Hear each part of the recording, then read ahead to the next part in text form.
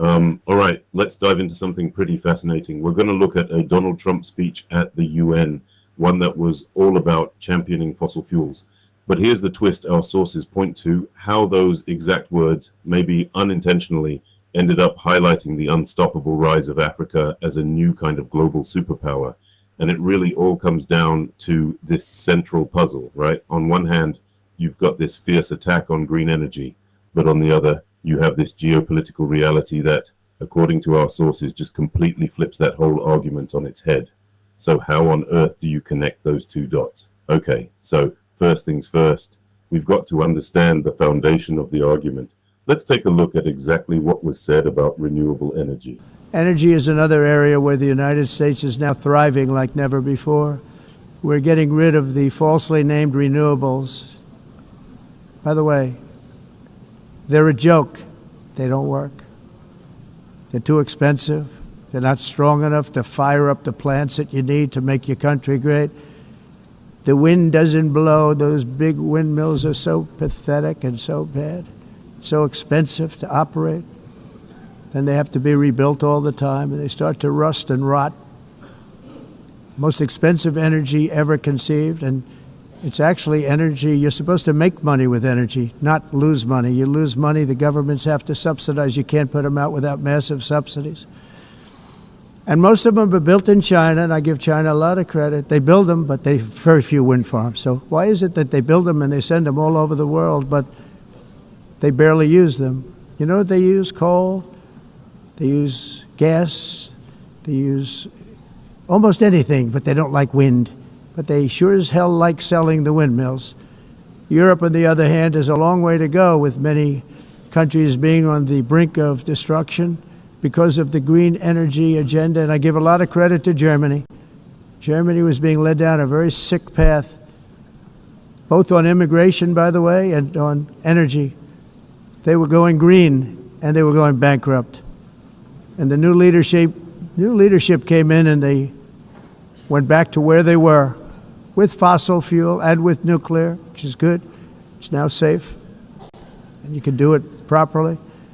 But they went back to where they were, and they opened up a lot of different plants, energy-producing plants, and they're doing well. I give Germany a lot of credit for that.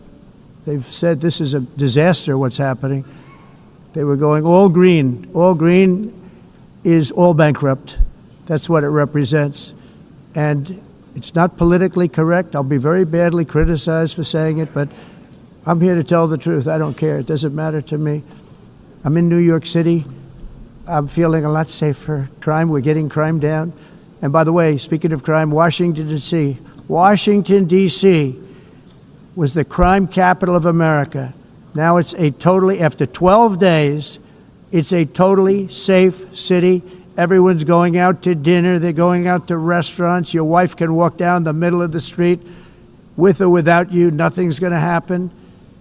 My people have done a fantastic job. And yes, I called in the National Guard, and the National Guard took care of business, and they weren't politically correct, but they took care of business. We got 1,700 career criminals out, brought them back to where they came from, the countries where they came from, or put them in jails. Washington, D.C. is now a totally safe city again, and I welcome you to come. In fact, we'll have dinner together at a local restaurant, and we'll be able to walk. We don't have to go by an armor-plated vehicle. We'll walk right over there from the White House. They've given up their powerful edge, a lot of the countries that we're talking about, in oil and gas, such as essentially closing the great North Sea oil. Oh, the North Sea, I know it so well. Aberdeen was the oil capital of Europe, and there's tremendous oil that hasn't been found in the North Sea. Tremendous oil. And I was with the Prime Minister I respect and like a lot, and I said, you're sitting with the greatest asset. They essentially closed it by making it so highly taxed that no developer, no oil company can go there. They have tremendous oil left, and more importantly, they have tremendous oil that hasn't even been found yet. And what a tremendous asset for the United Kingdom. And I hope the Prime Minister is listening, because I told it to him 3 days in a row. That's all he heard. North Sea oil, North Sea, because I want to see them do well. I want to stop seeing them ruining that beautiful Scottish and English countryside with windmills and massive solar panels that go 7 miles by 7 miles, taking away farmland. But we're not letting this happen in America. In 1982, the executive director of the United Nations Environmental Program predicted that by the year 2000, climate change would cause a global catastrophe. He said that it will be irreversible, as any nuclear holocaust would be. This is what they said at the United Nations. What happened? Here we are. Another UN official stated in 1989 that within a decade, entire nations could be wiped off the map by global warming. Not happening. You know, it used to be global cooling. If you look back years ago in the 1920s and the 1930s, they said, global cooling will kill the world. We have to do something. Then they said global warming will kill the world. But then it started getting cooler. So now they could just call it climate change, because that way they can't miss. It's climate change. Because if it goes higher or lower, whatever the hell happens, there's climate change. It's the greatest con job ever perpetrated on the world, in my opinion. Climate change, no matter what happens, you're involved in that. No more global warming, no more global cooling. All of these predictions made by the United Nations and many others, often for bad reasons, were wrong. They were made by stupid people that have cost their countries fortunes and given those same countries no chance for success. If you don't get away from this green scam, your country is going to fail. And I'm really good at predicting things, you know. They actually said during the campaign they had a hat, the best-selling hat. Trump was right about everything. And I don't say that in a braggadocious way, but it's true. I've been right about everything.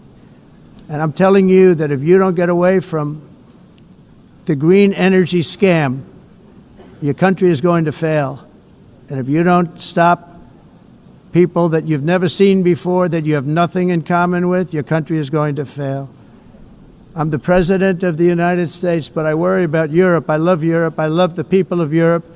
And I hate to see it being devastated by energy and immigration. This double-tailed monster destroys everything in its wake, and they cannot let that happen any longer. You're doing it because you want to be nice. You want to be politically correct, and you're destroying your heritage. They must take control strongly and immediately of the unmitigated immigration disaster and the fake energy catastrophe before it's too late.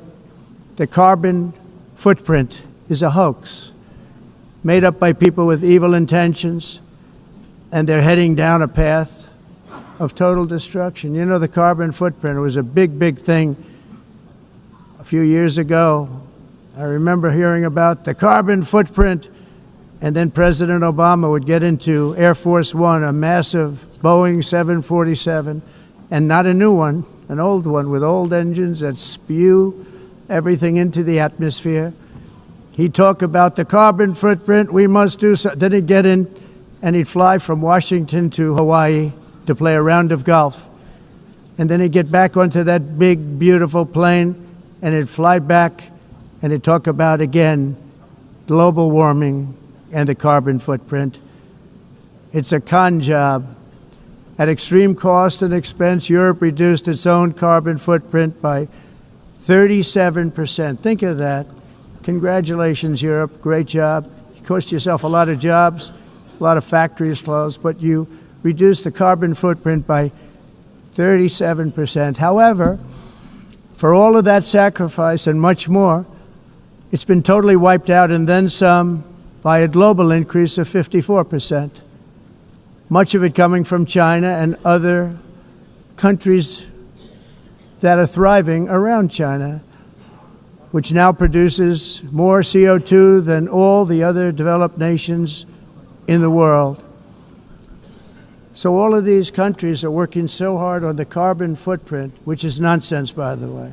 It's nonsense. You know, it's interesting. In the United States, we have still radicalized environmentalists.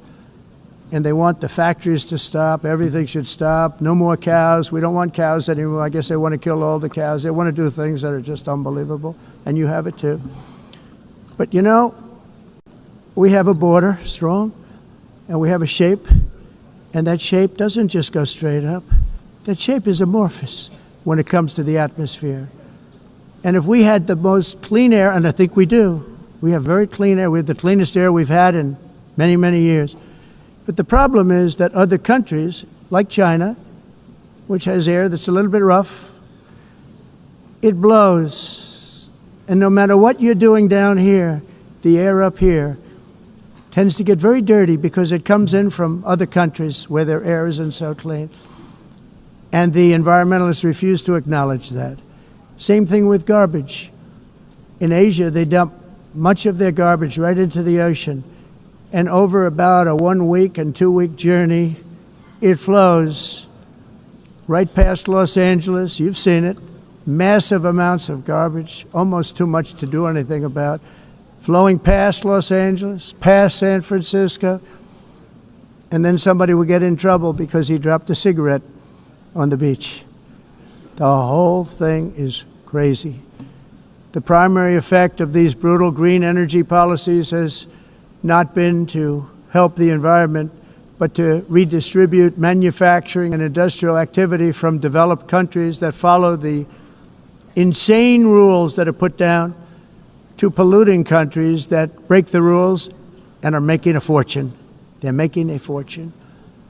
European electricity bills are now 4 to 5 times more expensive than those in China, and 2 to 3 times higher than the United States. And our bills are coming way down. You probably see that our gasoline prices are way down. You know, we have an expression, drill, baby, drill, and that's what we're doing. We're going to be much lower in a year from now. But they've come way down over the last year. As a result, every air conditioner is like very uncommon to see one in some of these countries because the electric costs are so high. So while the U.S. has approximately 1,300 heat-related deaths annually, that's a lot, Europe loses more than 175,000 people to heat deaths each year because the costs are so expensive you can't turn on an air conditioner. What is that all about? That's not Europe. That's not the Europe that I love and know. All in the name of pretending to stop the global warming hoax. The entire globalist concept of asking successful industrialized nations to inflict pain on themselves and radically disrupt their entire societies must be rejected completely and totally, and it must be immediate. That's why in America I withdrew from the fake Paris Climate Accord, where, by the way, America was paying so much more than every country. Others weren't paying. China didn't have to pay until 2030. Russia was given an old standard that was easy to meet, a 1990 standard. But for the United States, we're supposed to pay like $1 trillion. And I said, this is another scam.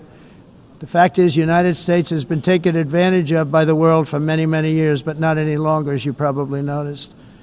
I unleashed massive energy production and signed historic executive orders to hunt for oil, but we don't have to do much hunting because we have the most oil of any nation anywhere, oil and gas in the world. And if you add coal, we have the most of any nation in the world. Clean, I call it clean, beautiful coal. You can do things today with coal that you couldn't have done 10 years ago, 15 years.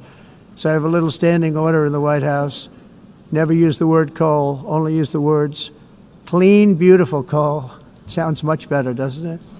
But we stand ready to provide any country with abundant, affordable energy supplies if you need them, when most of you do. We're proudly exporting energy all over the world. We're now the largest exporter. In the United States, we want trade and robust commerce with all nations, everybody. We want to help nations. We're going to help nations. But it must also be fair and reciprocal. The challenge with trade is much the same with climate. The countries that followed the rules, all their factories have been plundered. It's really sad to watch. They've been broken. They've been broken by countries that broke the rules. That's why the United States is now applying tariffs to other countries, and much as these tariffs were for many years applied to us, uncontrollably applied to us, we've used tariffs as a defense mechanism under the Trump administration, including my first term, where hundreds of billions of dollars in tariffs were taken in. And by the way, we had the lowest inflation, and now we have very low inflation. The only thing different is that we have hundreds of billions of dollars flowing into our country. But this is how we will ensure that the system works for everyone and is sustainable into the future.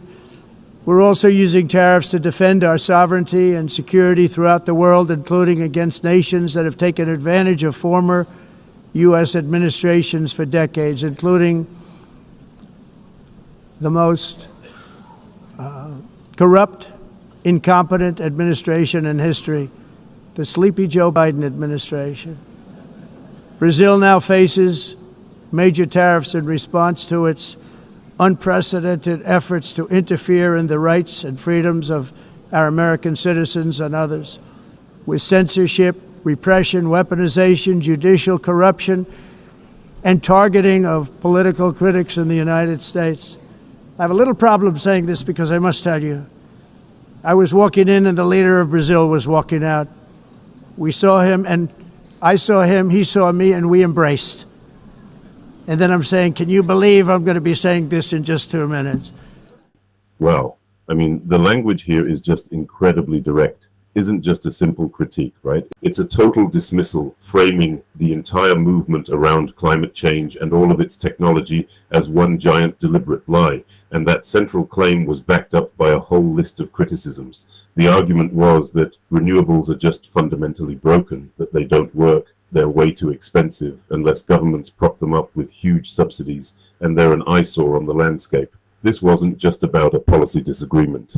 It was an attack on the very idea that green energy could even work, and to really hammer the point home, a very specific number was used. The claim was that Europe sees 175,000 heat-related deaths every single year, all because the high cost of renewables supposedly makes air conditioning too expensive for people to run. The big takeaway here was that green energy wasn't just ineffective, but that it was actually dangerous. But here's the thing, while those words were being spoken at the UN, our sources point out that a completely different story was playing out across the world, a story based on cold, hard data, not on rhetoric. And this is where the entire narrative just flips on its head. The argument our sources make is that this kind of rhetoric was completely missing what was actually happening on the ground. While the US was talking up oil and gas, China was quietly and strategically going all in on dominating the future of energy. And the numbers, they're just mind-boggling. In 2024 alone, China installed 357 gigawatts of new wind and solar. Now, to put that into perspective for you, that's like bringing 357 brand new full-sized nuclear power plants online in just a single year. It's an incredible scale. And this isn't just about using renewables, it's about making them. China basically builds the world's green energy infrastructure now, controlling a staggering 80% of the entire global capacity for manufacturing solar panels. And of course, the money tells the same story. That $625 billion that China poured into clean energy in 2024, that's nearly a third of all the money spent on renewables on the entire planet. It's a massive long-term strategic bet. So you've got China becoming this renewable Goliath. What in the world does that have to do with Africa? Well, this is where the argument gets really, really interesting. To fuel this massive green revolution, China needs a partner with enormous resources, and that partner is Africa. Let's look at a concrete example so you can see what I mean. This is the Grand Ethiopian Renaissance Dam, the biggest hydroelectric project in Africa. Our sources point to its recent completion just a few weeks ago on September 9th, 2025, as the symbol of what's happening. This isn't just an idea.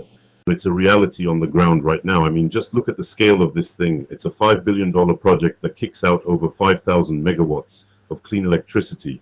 But the funding, that's the real story here. An incredible 91% of the money was raised right there inside Ethiopia. The other 9% came from a Chinese bank.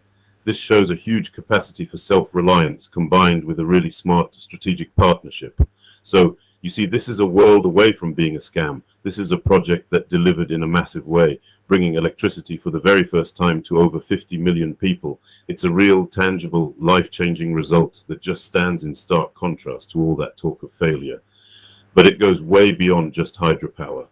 Africa literally holds the keys to the entire renewable industry. It doesn't matter if you're building an electric car battery, a solar panel, or a wind turbine. You absolutely need the critical minerals that are found in huge amounts all across the continent.